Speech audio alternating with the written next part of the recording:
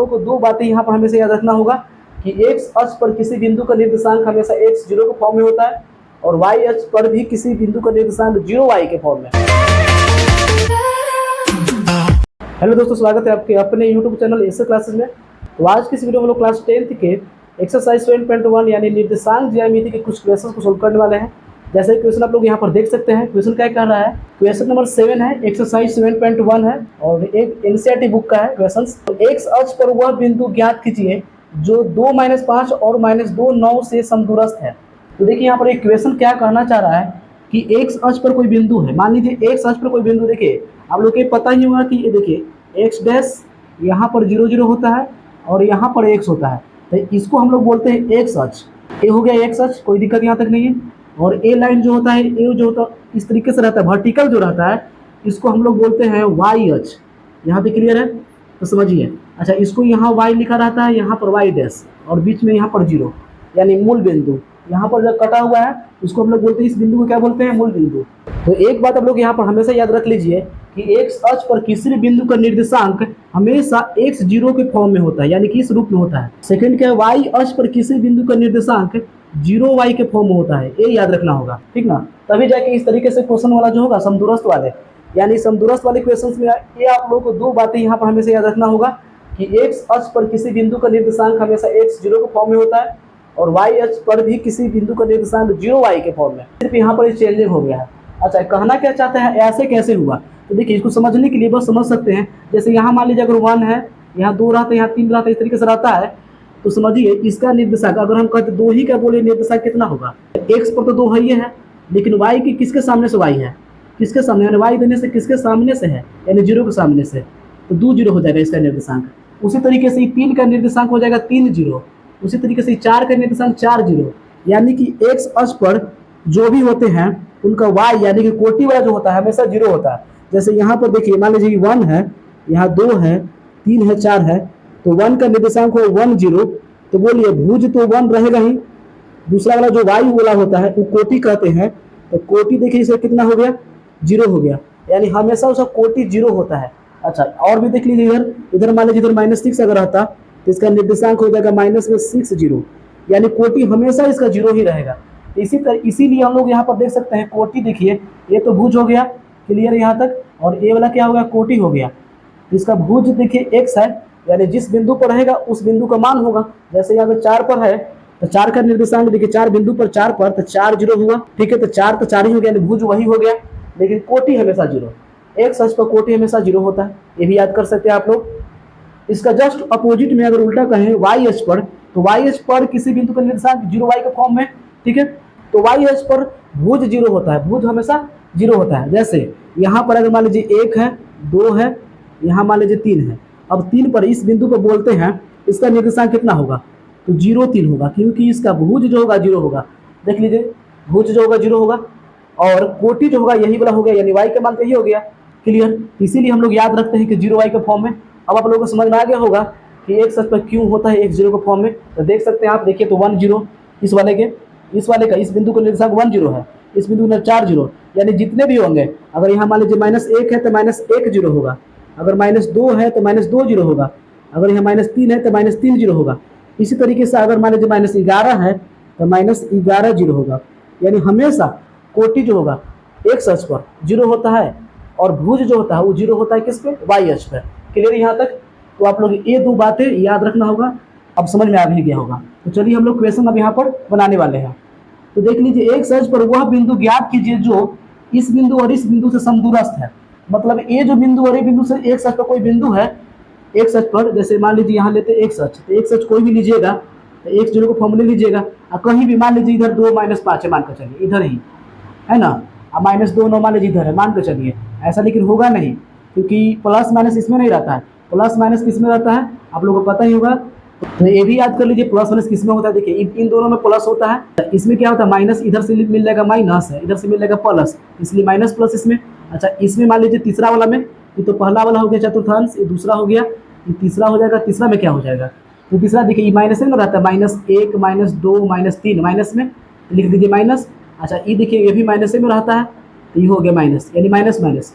चौथा में क्या होगा, यही ना, तो देखिए ए वाला कुछ में रहता है, एक्स वाला पहले देखिएगा, क्योंकि पहले एक्स लिखाता है उसके बाद है वाई, क्योंकि पहले एक्स वालों को ही हम लोग एक्स निर्देशांक को हम लोग भुज कहते हैं और वाई निर्देशांक हम लोग कोटि कहते हैं। क्लियर है? एक्स देने से क्या मिलेगा, साइन प्लस मिलेगा, और वाई देने से क्या मिलेगा, माइनस मिलेगा, इसलिए प्लस माइनस इसका हो जाता है चौथा चतुर्थांश का निर्देशांक, यानी उसमें जो भी बिंदु होंगे वो प्लस माइनस रूप में होंगे फोर्थ निर्देशांक वाले में, यानी फोर्थ चतुर्थांश वाले में। तो हम लोग यहाँ पर ये समझ रहे हैं, इसको ए मान लीजिए, इसको बी मान लीजिए। तो यहाँ से यहाँ की दूरी और यहाँ से यहाँ की जो दूरी दोनों बराबर हो गई। ये नहीं बोले समदूरस्थ का मतलब होता है समान दूरी, याद रखिएगा। समदूरस्थ का मतलब क्या होता है, समान दूरी यानी बराबर दूरी। तो हम एक बात कह सकते हैं कि 0a और 0b बराबर 0a बराबर 0b कर सकते हैं, बोलिए यहाँ तक क्लियर है। 0a बराबर 0b हम लोग कर सकते हैं, और उसके बाद 0 से यहाँ से इसको 0 मान लिए, चाहे कुछ भी p मान लीजिए, और इस बिंदु को मान लीजिए p मान लेते हैं, तो कह सकते हैं कि p से a की दूरी और p से b की दूरी बराबर होगा, क्योंकि ये समदूरस्थ कह रहा था कि a बिंदु और a बिंदु देखिए किससे, एक्स अक्ष पर वह बिंदु, एक्स अक्ष पर जो बिंदु, उस बिंदु से जो a है और b जो बिंदु है वो दोनों समान दूरी है। समदूरस्थ का मतलब ही होता है समान दूरी, ठीक है। तो यानी pa बराबर pb कर लीजिए, वहाँ से pa की दूरी निकालिए, आप pb की दूरी सूत्र से निकाल सकते हैं आसानी से। दूरी सूत्र क्या होता है, x2 - x1 का whole square plus y2 - y1 का होल स्क्वायर रूट में। क्लियर है यहाँ तक? तो चलिए हम लोग इसको बनाते हैं बढ़िया से। माना कि एक्स अक्ष पर अज्ञात बिंदु ले लीजिए, चाहे अभिष्ट बिंदु ले लीजिए, p ले लेंगे x0 के फॉर्म में, क्योंकि अभी हम लोग पढ़ चुके हैं x0 के फॉर्म में होता है एक्स अक्ष पर कोई बिंदु, ठीक है। अच्छा, इसको भी मान लीजिए कि a 2 - 5 है और b ले लीजिए -2 9, यहाँ तक ले लिए हम लोग, मान लिए। अब देखिए अकॉर्डिंग टू क्वेश्चन कर लेंगे हम लोग, p से लेके a तक की दूरी p है और p भी बराबर होगा, ठीक है। तो p a निकाल सकते हैं आसानी से फॉर्मूला से। कैसे, याद कीजिए p और a, तो p देखिए बिंदु a है और a बिंदु a है, तो याद कीजिए दूरी सूत्र आप लोगों को पता ही होगा कि x2 - x1 को होता है whole square plus y2 minus में y1 के कर दीजिए होल स्क्वायर, और रूट में लगा दीजिए, ये हो जाता है फॉर्मूला दूरी सूत्र का। जैसे मान लीजिए अगर बिंदु 2 3 4 7 के मान लीजिए बीच की दूरी निकालना है, तो कैसे निकालेंगे, तो हम लोग डायरेक्टली निकाल सकते हैं। देखिए x2 ये वाला होता है, तो 4 में से घटा दीजिए 2, क्योंकि पहला में से घटाइएगा पहला वाला, ठीक है ना, होल स्क्वायर, फिर दूसरा में से घटा दीजिए दूसरा वाला। क्लियर है? यहाँ भी होल स्क्वायर रूट कर दीजिए। अब देखिए 4 में 2 घटा 2, तो 2 का स्क्वायर लिख दीजिए, और यहाँ देखिए 7 में 3 घटा 4, 4 का स्क्वायर लिख दीजिए रूट में। 2 का स्क्वायर कितना 4, 4 का स्क्वायर कितना 16, 16 4 कितना हो जाएगा 20 हो जाएगा, तो रूट में कितना हो गया 20, तो ये हो जाएगा रूट 20 इकाई इसका दूरी हो जाएगा। इकाई लगा दीजिए चाहे मात्रक लगा दीजिए। क्लियर है? उसी तरीके से p हम लोग दूरी निकालेंगे, pb भी निकालेंगे, रूट में जो दूरी होता है वो निकालेंगे। तो देखिए p और a लीजिए, p और a बिंदु लेते हैं, तो देखिए x में से पहला में से घटाइए पहला वाला, हमेशा पहला में से पहला वाला, यानी x - 2 हो जाएगा उसका होल स्क्वायर प्लस, और दूसरा में से घटाइए दूसरा वाला, 0 घटाओ, और फिर देखिए यहाँ माइनस है -5 का होल स्क्वायर। चलिए pb निकालिए, pb दूरी p और b से की दूरी, x घटाओ -2 का होल स्क्वायर हो जाएगा, फिर प्लस, फिर 0 घटाओ 9 का हो जाएगा होल स्क्वायर। यहाँ तक क्लियर है? अब देखिए यहाँ से रूट से रूट कैंसिल हो जाएगा, दोनों तरफ रूट था इसलिए कैंसिल हो गया। अब यहाँ देखिए तो बचेगा कितना, x - 2 का हो जाएगा whole square plus minus plus हो जाएगा 5 का स्क्वायर इक्वल टू, इधर देखिए x + 2 का हो जाएगा होल स्क्वायर, इधर माइनस प्लस हो गया, और माइनस में 9 का हो जाएगा इधर होल स्क्वायर। क्लियर है? अब देखिए इसको हम लोग को, अच्छा यहाँ से हम लोग ऐसे देंगे, इक्वल टू नहीं दे सकते क्योंकि इक्वल टू यहाँ तो नहीं दिए हैं, यानी बराबर के यहाँ नहीं दिए हैं। अब a - b को होल स्क्वायर तोड़ लीजिए, याद कीजिए फॉर्मूला याद ही होगा आप लोगों को, a² + b² - 2ab, ठीक है।